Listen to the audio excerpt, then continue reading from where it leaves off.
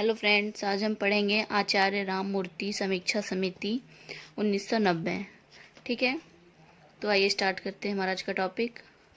सन 1986 में नई राष्ट्रीय शिक्षा नीति की घोषणा कर दी गई और उसी वर्ष इसकी योजना भी प्रकाशित कर दी गई तथा 1987 से इसका क्रियान्वयन प्रारंभ हो गया। परंतु उसी बीच 1989 में केंद्र में राष्ट्रीय मोर्चे की सरकार सत्ता में आई।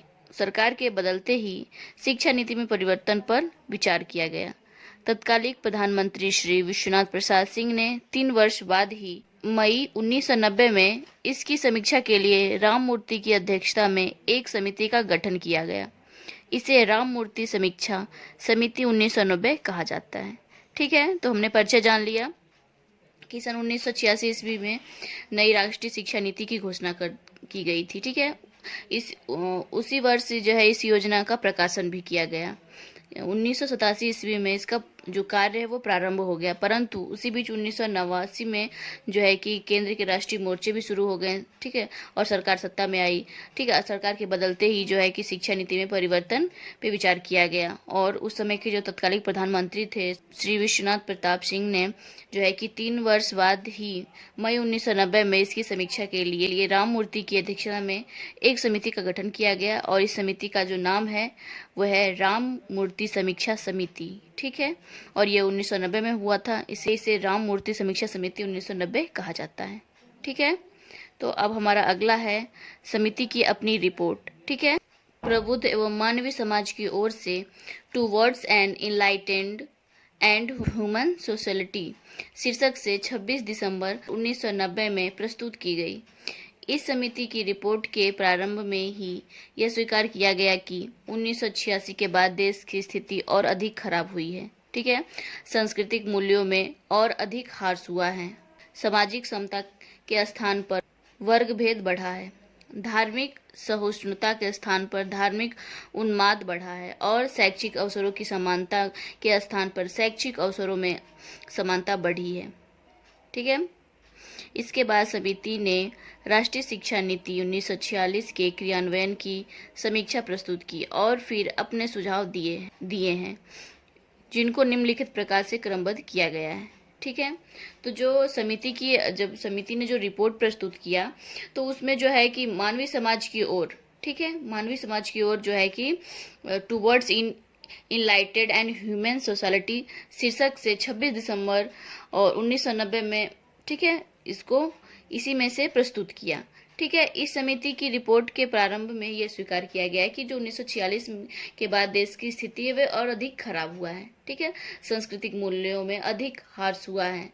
ठीक है, सामाजिक समता के स्थान पर वर्ग भेदभाव बढ़ गया है, धार्मिक सहिष्णुता के स्थान पर धार्मिक उन्माद बढ़ा है और शैक्षणिक अवसरों की समानता के स्थान पर शैक्षिक अवसरों की असमानता बढ़ी है। ठीक है, मतलब समानता बढ़ी है। इसके बाद समिति ने राष्ट्रीय शिक्षा नीति 1946 में क्रियान्वयन की समीक्षा प्रस्तुत की और फिर अपने सुझाव भी दिए। ठीक है, जो कि निम्न प्रकार से क्रमबंधित है, तो इसके बारे में हम लोग अभी पढ़ेंगे। तुम्हारा पहला है पूर्व प्राथमिक शिक्षा संबंधी समीक्षा एवं सुझाव। ठीक, समिति ने देश की राष्ट्रीय शिक्षा नीति 1946 के तहत शिशुओं की देखभाल एवं शिक्षा ECCE की व्यवस्था की गति बहुत मंद है। ठीक है, उसने सुझाव दिया कि समाज में सुविधा विहीन शिशुओं की देखभाल एवं शिक्षा के लिए आंगनबाड़ी व्यवस्था का विस्तार किया जाए और साथ ही आंगनबाड़ी कार्यों को समुद्र किया जाए। ठीक है, तो जो पूर्व प्राथमिक शिक्षा है इसके संबंधी जो है समीक्षा का, जो पूर्व प्राथमिक शिक्षा है इसके संबंधित जो है इसमें समीक्षा का सुझाव क्या है, वह है कि समिति ने देखा कि जो राष्ट्रीय शिक्षा नीति है 1946 के तहत शिशुओं की देखभाल एवं शिक्षा की व्यवस्था की गति जो है बहुत मंद है। ठीक है, उसने सुझाव दिया कि समाज में जो भी सुविधा विहीन शिशु हैं उनके देखभाल, उनकी शिक्षा के लिए आंगनबाड़ी की व्यवस्थाएं की जाए और साथ ही जो है आंगनबाड़ी के जो कार्य हैं उसको मतलब हर जगह फैलाया जाए उसको। ठीक है, अच्छे से उसको किया जाए। फिर दूसरा है प्राथमिक शिक्षा संबंधी समीक्षा एवं सुझाव। ठीक है, तो प्राथमिक शिक्षा के संबंधी जो है कि समीक्षा और सुझाव दिया गया है। क्या है वे? समिति ने स्पष्ट किया कि प्राथमिक शिक्षा के सार्वभौमिकरण के कार्य को गंभीरता से नहीं लिया जा रहा है। उसने यह भी स्पष्ट किया कि ब्लैक बोर्ड योजना के अंतर्गत 1990 से 1991 तक 50% प्राथमिक विद्यालयों का इसका लाभ पहुंचाया जाना था, परंतु केवल 30% प्राथमिक विद्यालयों को ही इसका लाभ पहुंचा जा सका है। और इन 30% के भी जो भवन बनाए गए हैं वे अच्छे नहीं हैं, एकदम घटिया किस्म के हैं, और इसमें जो भी सामग्री भेजी गई है वह भी अच्छी किस्म की नहीं है। उसने सुझाव दिया कि प्राथमिक स्तर पर 100% नामांकन, 100% रुकाव और 100% सफलता के लिए ठोस कदम उठाए जाए और ब्लैक बोर्ड योजना का क्रियान्वयन उचित ढंग से सही गति से किया जाए। उसने प्राथमिक शिक्षा को मूल्यपरक बनाने पर बल दिया। ठीक है, तो जो प्राथमिक शिक्षा की बात की जा रही है, तो जो समिति ने यह स्पष्ट किया कि जो प्राथमिक शिक्षा है, शिक्षा के लिए सार्वभौमिकीकरण के कार्य को गंभीरता से नहीं लिया गया। ठीक है, इसमें जो है कि सभी के लिए जो कार्य होने चाहिए बच्चों के लिए, उन्होंने जो है कि अच्छे से उसको नहीं किया है।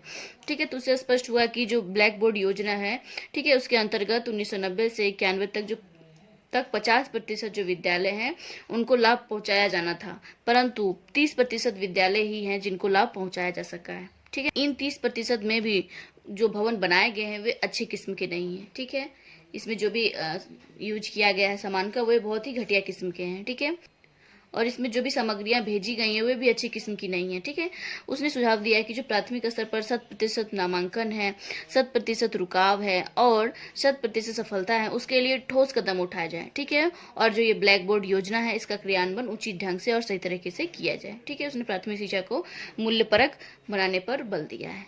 ठीक, फिर तीसरा है माध्यमिक शिक्षा संबंधी समीक्षा एवं सुझाव। राष्ट्रीय शिक्षा नीति 1946 के अनुसार पूरे देश में 10+2+3 शिक्षा रचना लागू थी, अभी तक नहीं हो पाई। देश में अभी तक जो 261 नवोदय विद्यालय खोले गए उनमें कोई लाभ नहीं हुआ है। ठीक है, +2 पर 1995 तक 25% छात्र छात्राओं को व्यवसायिक धारा में लाने का लक्ष्य है, परंतु अभी 1990 तक केवल 2.5% छात्र को इस धारा में लाया जा सका है। इस संदर्भ में समिति ने पहला सुझाव तो यह दिया कि इस स्तर पर राष्ट्रीय शिक्षा नीति का ईमानदारी से क्रियान्वयन किया जाए, और दूसरा सुझाव यह दिया कि सार्वजनिक स्कूल प्रणाली को ईमानदारी से लागू किया जाए। उसने यह भी सुझाव दिया कि शिक्षा मूल्यपरक होना आवश्यक है। ठीक है, तो जो हमने इसमें पढ़ा है कि जो 10+2+3 के बाद सरकार द्वारा जो भी व्यवसाय की व्यवस्था की गई है उसमें अभी तक 2.5% छात्र हैं जो कि इस धारा से जुड़ पाए हैं।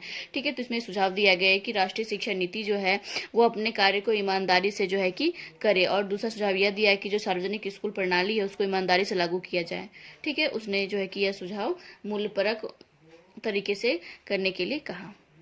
फिर चौथा है उच्च शिक्षा संबंधी समीक्षा एवं सुझाव। ठीक है, राष्ट्रीय शिक्षा नीति 1946 में उच्च शिक्षा को सर्वसुलभ बनाने हेतु खुले विश्वविद्यालय की स्थापना की बात की गई, और 1946 में इंदिरा गांधी राष्ट्रीय मुक्त विश्वविद्यालय की स्थापना की गई, और इसमें अनेक पाठ्यक्रम भी प्रारंभ किए गए, परंतु इससे उच्च शिक्षा के स्तर में गिरावट आई। उच्च शिक्षा के स्तर को उठाने के लिए प्रवेश पर नियंत्रण की बात कही गई, वह नहीं किया गया। शिक्षकों के कार्यों का मूल्यांकन करने की बात की गई, वह भी केवल औपचारिकताओं की पूर्ति तक सीमित रहा। उच्च शिक्षा संस्थाओं को आर्थिक सहायता देने का वायदा किया गया था, वह भी झूठा सिद्ध हुआ। परिणाम यह है कि उच्च शिक्षा का प्रसार अनियोजित ढंग से हुआ और उसका स्तर गिरा है। सबसे अधिक चिंता का विषय यह है कि उच्च शिक्षा में अंग्रेजी का वर्चस्व अभी तक बना हुआ है। समिति ने उच्च शिक्षा के स्तर को उन्नत बनाने के लिए महाविद्यालय और विश्वविद्यालयों पर कठोर नियंत्रण और प्रवेश के लिए चयन प्रणाली का पालन का सुझाव दिया है। ठीक, राष्ट्रीय शिक्षा नीति 1946 में उच्च शिक्षा को जो है कि सर्वसुलभ बनाने विश्वविद्यालय की स्थापना की बात की गई। ठीक है, 1946 में इंदिरा गांधी राष्ट्रीय मुक्त विद्यालय की स्थापना की गई। इसमें अनेक पाठ्यक्रम भी जो है कि शुरू किए गए, परंतु उच्च शिक्षा के स्तर में गिरावट आई। ठीक है, उच्च शिक्षा के स्तर को उठाने के लिए प्रवेश पर नियंत्रण की बात की गई, वह भी नहीं किया गया। ठीक है, शिक्षकों के कार्यों का मूल्यांकन की बात की गई, वह भी अनौपचारिक ढंग से किया गया। उच्च शिक्षा की संस्थाओं में आर्थिक सहायता देने का वायदा किया गया, परंतु यह भी झूठा सिद्ध हुआ। ठीक है, परिणाम स्वरूप यह हुआ कि जो उच्च शिक्षा का जो प्रसार है वो अनियोजित ढंग से हुआ। ठीक है, इसके जो स्तर है उसमें गिरावट आई। सबसे अधिक चिंता का विषय यह है कि जो उच्च शिक्षा उसमें अंग्रेजी का वर्चस्व अभी भी है। ठीक है, समिति ने जो है कि उच्च शिक्षा के स्तर को उन्नत बनाने के लिए महाविद्यालय विश्वविद्यालयों पर कठोर नियंत्रण और प्रवेश के लिए जो है प्रवेश की जो चयन प्रणाली उसका पालन का सुझाव दिया। ठीक है, पांचवा है व्यावसायिक एवं तकनीकी शिक्षा संबंधी समीक्षा एवं सुझाव। राष्ट्रीय शिक्षा नीति 1946 में व्यावसायिक एवं तकनीकी शिक्षा की उचित व्यवस्था की बात कही गई थी। कंप्यूटर शिक्षा पर बल दिया गया था और निम्न स्तर की तकनीकी शिक्षा संस्थाओं को बंद करने की बात कही गई। इस बीच कंप्यूटर शिक्षा में तो काफ़ी सुधार हुआ है, शेष सब यथावत चल रहा है, ठीक, कोई सुधार नहीं हुआ है। इस संदर्भ में समिति ने शिक्षा को रोजगार परक बनाने पर बल दिया और साथ ही रोजगार परक शिक्षा की व्यावसायिक एवं तकनीकी शिक्षा संस्थाओं के स्तर को उन्नत बनाने की बात कही। उसने सुझाव दिया कि अखिल भारतीय तकनीक शिक्षा परिषद को संवैधानिक दर्जा दिया जाए और उसके क्षेत्रीय कार्यालय स्थापित किए जाए जो तकनीकी शिक्षा को उन्नत बनाने के लिए उत्तरदायी हो। ठीक है, तो जैसा कि हमने व्यावसायिक एवं तकनीकी शिक्षा संबंधी सुझाव में पढ़ा कि जो राष्ट्रीय शिक्षा नीति है 1946 में व्यावसायिक एवं तकनीकी शिक्षा की उचित व्यवस्था करने की बात कही गई थी। ठीक है, इसमें कंप्यूटर जो शिक्षा है उसे अधिक बल देने की बात की गई और यह हुआ भी। ठीक है, निम्न स्तर की तकनीक शिक्षाओं को बंद करने की बात कही गई। ठीक है, और इस बीच जो है कंप्यूटर शिक्षा में काफ़ी सुधार हुआ। शेष जो भी शिक्षा में जो भी चल रहा था वह वैसे ही चलता रहा, उसमें कोई भी सुधार नहीं हुआ। इस संदर्भ में जो समिति ने शिक्षा को रोज परक बनाने पर बल दिया। ठीक है, साथ ही रोजगार परक शिक्षा, व्यावसायिक एवं तकनीकी शिक्षा संस्थाओं को स्तर को उन्नत बनाने की बात भी कही। उसने सुझाव दिया कि जो अखिल भारतीय तकनीक शिक्षा परिषद है उसको संवैधानिक दर्जा दिया जाए, उसके क्षेत्रीय कार्यालय स्थापित किए जाएं जो तकनीकी शिक्षा को उन्नत बनाने के लिए उत्तरदायी हो। ठीक है, फिर हमारा अगला है प्रौढ़ शिक्षा संबंधी समीक्षा एवं सुझाव।